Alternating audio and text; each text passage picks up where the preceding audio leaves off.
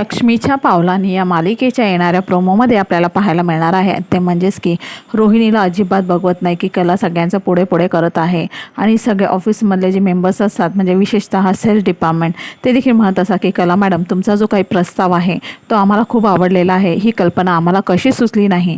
आणि ही घरी ज्या वेळेला गोष्ट रोहिणी ऐकते त्यावेळेला ती म्हणत असे काहीही करून या कलाला गुंडाळलं पाहिजे. अद्वैतला गुंडाळणं खूप सोपं होतं परंतु ह्या कलाला अजिबात गुंडाळता येत नाही आणि म्हणूनच तिने तिच्या कझिन्सला घरी आमंत्रण केलेलं असं जेणेकरून कलाला डिझाईन काढता येणार नाहीत.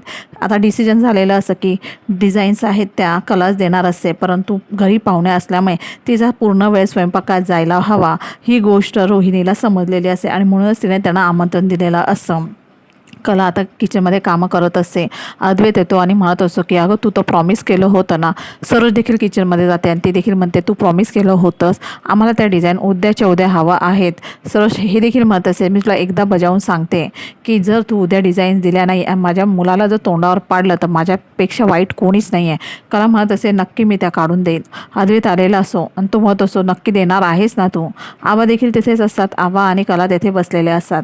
मग कला डिझाईन्स काढत असते. आबा म्हणतात की अगं कला तू जेवण केलंस का. ती म्हणते नाही मी सगळं आवरून वगैरे नंतर जेवायला बसते.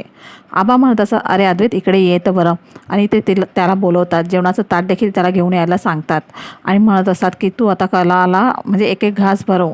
ती डिझाईन काढते ना बिचारी किती थकलेली आहे त्यामुळे तुला आता तिची काळजीच घेतली पाहिजे. अद्वैत देखील आता तिला एक एक घास भरवतो आणि कला डिझाईन्स वगैरे पूर्ण करत असते.